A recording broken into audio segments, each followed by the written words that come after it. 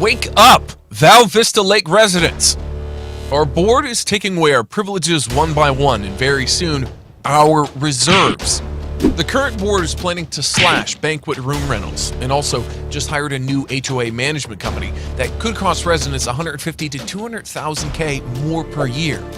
In last week's board meeting, it was revealed that the interim manager, with no authority from the board or community, told Val Vista Lake resident staff to stop renting the banquet room on Saturday nights.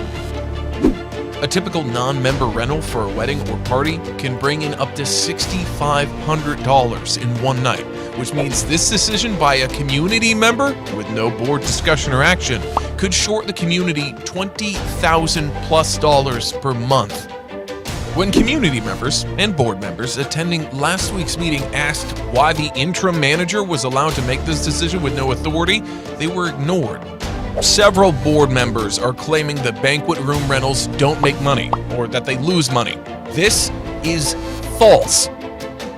Our accountancy firm verified gross profits over the past 4 years were $541,000, $424,000, $460,000, and $423,000 respectively.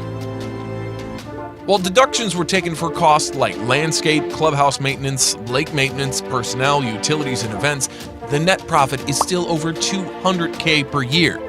The gross amount, $423,000 to $541,000, benefits us all as members, as it covers important maintenance costs.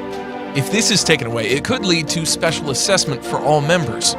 Why is the board closing down a large chunk of banquet room rentals? What do they plan to do with our clubhouse space? First, they plan to host weekly cocktail parties. As a community member, is this your first priority? Next, they're planning to charge residents who bring family members and friends to the clubhouse more than an allowed number of times. Also in last week's meeting, the board made plans to charge new residents to Val Vista Lakes a capital improvement fee of $1,000 or more. Past boards have tried to do this, but the Val Vista Lakes CC&R do not allow for such fees without a vote. When this was pointed out by 3 board members, as well as a representative from the First Service Residential attending last week's meeting, the response of board member Sharon Maiden was, well, I'd like to find a way to get around the CC&Rs. And board president Bill Suttle stated that he would like to find a creative attorney to get it done. This could be challenged legally through the ADRE. Val Vista Lakes staff update. After all the attacks over the past year, all but one admin staff member at VVL has quit. General Manager Simone McGinnis, Assistant Manager Jeannie, Banquet Manager Janelle and Janet, Events Manager Gail Ziegler, Compliance Manager Lisa, and now Maintenance Manager Mark and his associate have resigned. This says so much about the toxic environment that has been created at VVL by just a few. We lost 8 loyal, dedicated employees. According to the public records, another VVL staff member embezzled more than $20,000 from VVL during this president's term. Why were community members not notified?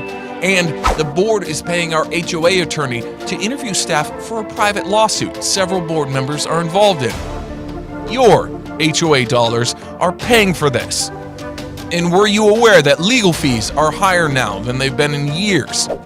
This board improperly created 2 new board seats after the election, so the last 2 blue sign candidates, who were not elected, could be appointed.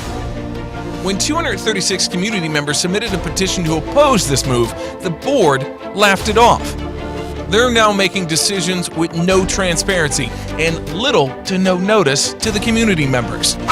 If you're concerned about what's happening at VVL, 1. Join the open Zoom meetings. 2. Raise your hand. 3. Share your opinions. Otherwise, these initiatives will pass with or without community support. Please, make your voices heard regarding Val Vista Lake's new direction.